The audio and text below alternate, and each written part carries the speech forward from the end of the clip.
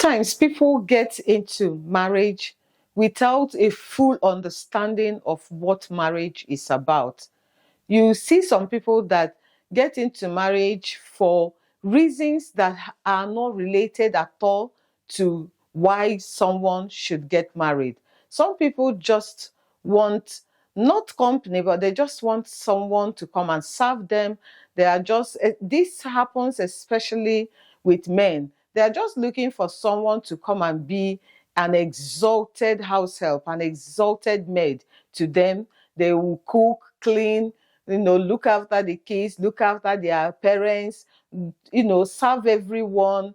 And then when it's time to have children, they will have children. And then, of course, serve them in bed, having sex. And for some women, the only reason they want to get married is because they just want a name. They just want to belong. They don't want societal stigma. It's nothing related to them personally. It's just something other people will say or do. And these are wrong reasons to get married. Because if you look at certain things that happen in some homes, you will know surely that these people or this person doesn't have a full understanding of what marriage is supposed to be. And because of that, we have come to discuss an important topic today. And I'm imploring you, my viewers, to join in this conversation at the comment section, and we will help someone. Welcome to today's video. This is Relationship and Family, and my name is Chichi. So, on today's video, I am not going to read everything, and maybe I will just paraphrase the email that I got from a sister, and it's about her husband, her mother-in-law. So we'll be addressing three people today: this mother-in-law, the husband, and the wife. So the man decided that his mom is going to come and live with them. They are a new couple. They are not up to a year in marriage. And this husband of hers has other siblings. There are 6 in numbers, and all of them are married.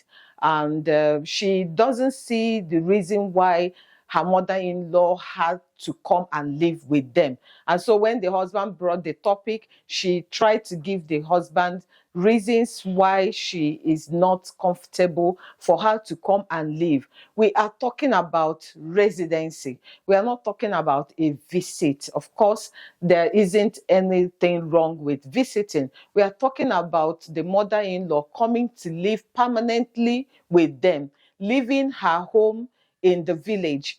And this sister included in her email that there is nothing wrong with her home. Yes, she may be alone with other people around, it's a community, but that she doesn't see any other reason why she should be coming to reside with them.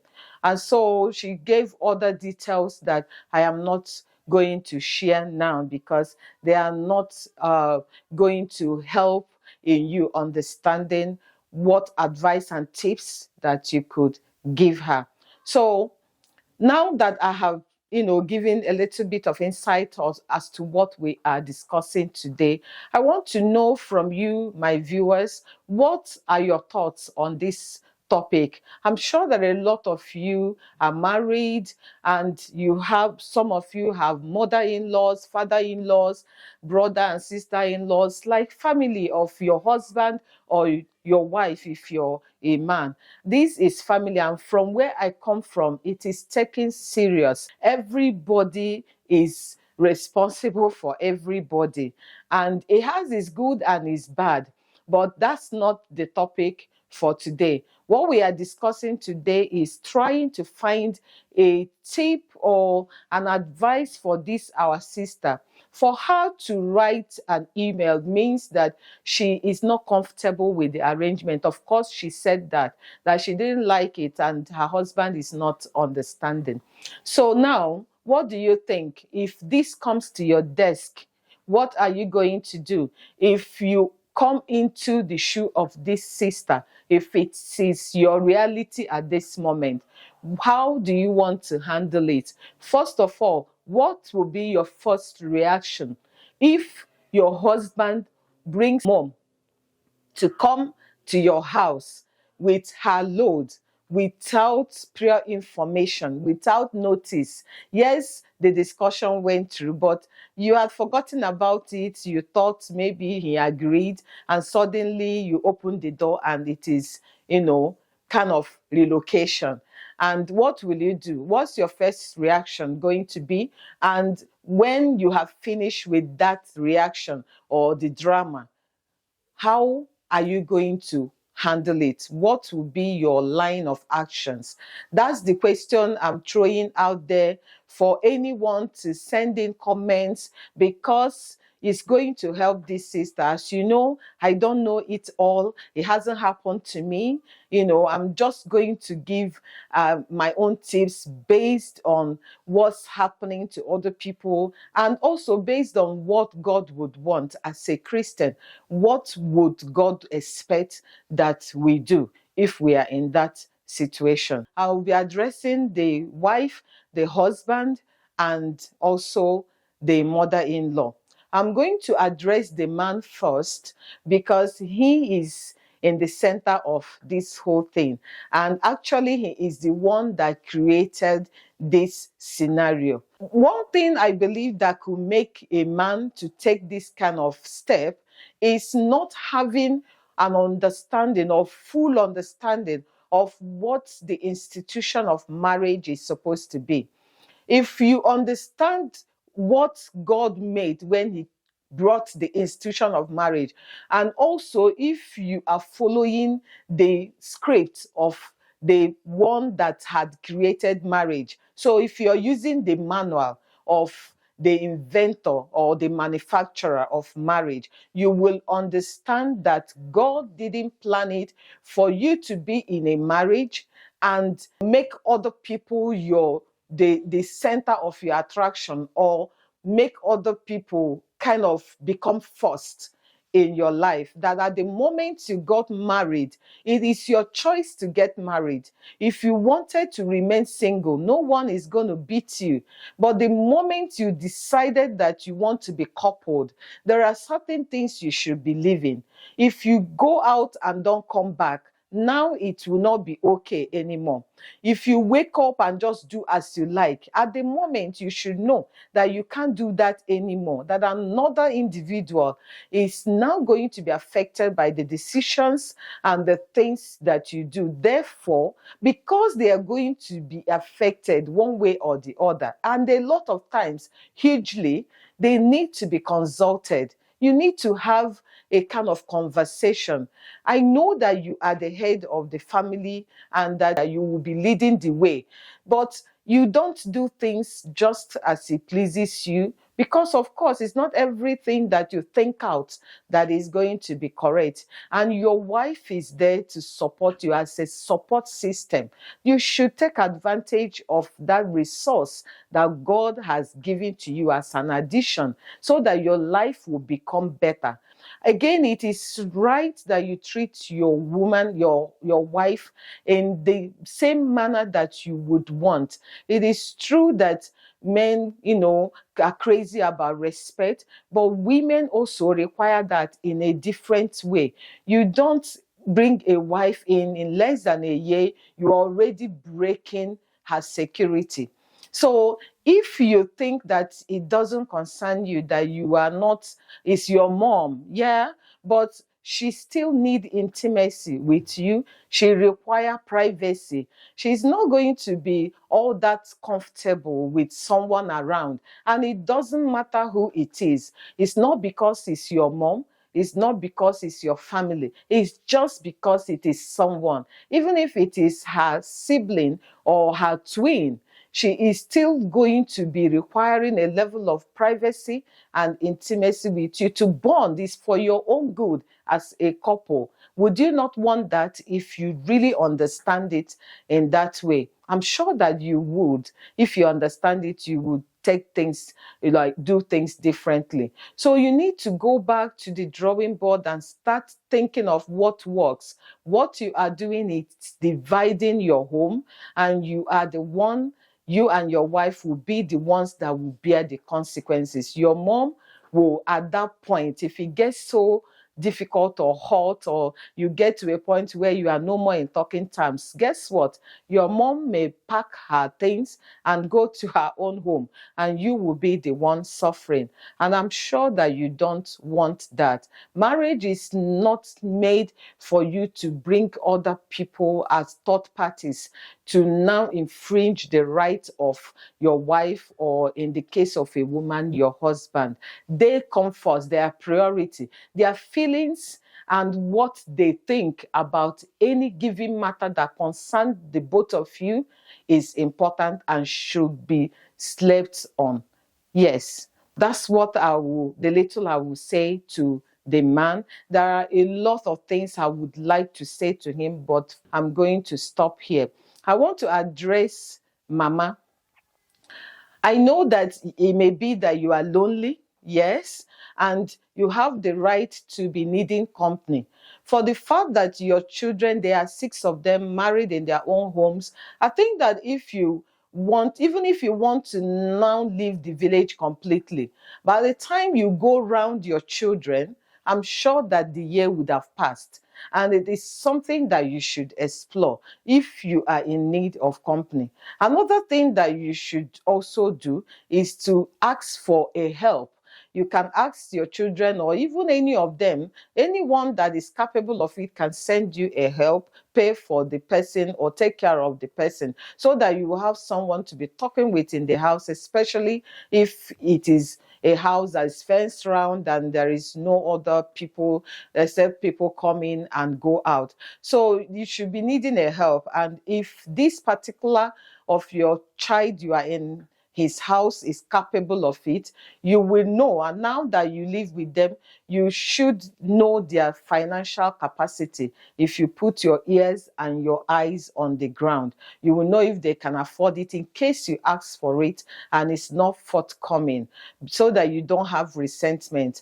And again, other things that you can do is to be visiting. Visit is ideal. I will not put a time to how long you will stay, but for the fact that you are going to go, sends a different message to the woman, to your daughter-in-law, that you are going to leave one day.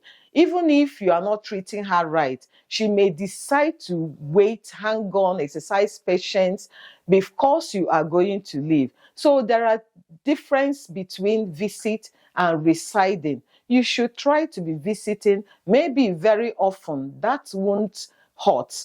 And then you should also go around your other children if they are in the position to receive you as their guest. So another thing that I would like to say to Mama is that, look, by now you would have noticed that your daughter-in-law isn't so comfortable. That's if you are interested in finding out. Remember, she's your daughter now. She is no more somebody else's daughter. She has become your daughter. And you should also care about how she feels and also bond with her. And so I will suggest that you stay a while, pack your things and go to your own house, so that the next time you visit, you will be well received. And also remember that what it's going to cause, if it's not well handled, is going to be negative to your own son. And I'm sure that you would want your son to have a blissful marriage and a good marriage. So because of that, I will actually, my own advice to you, Mama, is that you stay a while, enjoy their company, and pack your things to your own house and request for all the support that you will need. And I'm sure that they will be glad to supply them. Okay, now to you, my darling sister. I know that you probably are in a difficult situation than we can imagine. But there are a few things that you can do. I mean, I am not in support of your mother-in-law coming to live with you when there is no obvious reason why she should do that. If there is a reason, of course, it's acceptable because it's family. And even if it's not, if somebody is in need of a place to stay, definitely is going to be a good thing to do. But her home is okay. She's not lacking anything except company from your own email, and there is nothing that she will need also that may not be given to her. You probably don't find any reason. I also, from your email, do not see any reason why she should come and stay with you. Moreover, according to the scriptures, it is supposed to be the man leaving his family to cleave to his own wife. So it's supposed to be a dual thing, just the two of you and not other parties, even though the circumstances may warrant that the house become more than two in it when you don't have children yet. But I am not in support of it. The mama should not encroach into your privacy and into the time that you need to build intimacy with your husband, because that's how you feel. Let's not forget that, having said this, there are some people that wouldn't mind. That's true. There are some people that will not mind if their mother-in-law, their sister-in-law, their brother-in-law, the entire village of her husband come to live with them. Some people will actually enjoy it. Some may not like it, but be able to tolerate it nicely. And some may be able to put up a pretending face for a long time. So it's different things for different people. But for the fact that this lady is not comfortable with it, I think that it should stop. Having said that, I want you to put up a good attitude towards your mother-in-law. Yes, because friction and wickedness, or, disrespect, resentment, anger, and bitterness is not going to help at this time. You need to get into the place of prayer. God is the one that have the hearts of men in his palm. He is going to speak with your husband in a way that he will understand, and he is also going to hear your inner cry and feel what you feel, because he is a high priest that feels the things that we feel. So as you present it before God, telling him exactly what you want and what you don't want, put up a good attitude. Of course, if you are a Christian or a believer in Christ, you will know what I am talking about. You need to cook, you need to clean, you need to be nice, respectful. And I don't mean that you have to be a slave or not have a life or think of yourself as someone that want nothing. No, but I mean being nice, being good to someone else. Think of it this way, that even if she's not your mother-in-law, she's someone, elderly person in your house. Treat her in that regard. And make sure also, one important thing I want to say is that regarding your husband, this has a way of easily breaking a couple, because you're feeling that you are not regarded, your opinion is not taken into consideration, and you are not respected. Yes, I understand, but try also to love your husband and care for him. So the things that you're supposed to do, still do them while you present your case to God and to man. Still talk to him when you think that is the right time to speak to him. Every of them men have the right time you talk to them, the time that they have the time to listen to you. Find that right time, or the time that they are in the mood to, take into consideration what you are talking about for one reason or the other. Find that time and keep talking to him. One day, you never know, it will click in his head. Again, I will say, if he has a mentor or he has someone that he respects or esteems highly, someone that will speak to him and he will understand or he will obey even if he doesn't like, then it is time to utilize that source also. Go to the person and speak to the person nicely, not with a frowned face or with anger they can see or with resentment. Just explain the matter to the person and let them know why you think it's not such a good idea. And if they speak with him, I'm sure that the matter will be resolved. Then I want you to know that while you are at it, that you are not gossiping. That's not gossip. You are trying to remedy your relationship with your husband for his own good and for your own good. It is not gossip as long as it stays within you and his mentor. The next thing that I would want to say is that you need to just get on with life. I'm not sure how to explain it, but all these things on top of your shoulders may mean that you become depressed, you don't like the marriage you're in again and all that. Try to not to allow it to get to that level, because it will start showing and playing up. And once your mother-in-law pick that up, it's for some people, they will now fuel it. So don't let it show. Handle it now before it starts showing in your expressions and in your demeanor. And remember to treat her like a mom that she is. Yeah, sometimes they don't take the best of decisions and they don't make the best of choices. And don't forget that it may be that this, your husband, is one of her favorites. Yeah, there are reasons why they have favorites, even though they don't admit it, especially mothers, which is something that we may talk about in the next video. If you want us to talk about it, reasons why moms will have a favorite amongst their children and treat them differently, let me know in the comment section and I will come back to make the video. So just bear in mind that he may be, your husband may be one of his favorite, someone that she carries like a handbag, and give reference to that in your actions, in your decisions, and I'm sure that God will take control.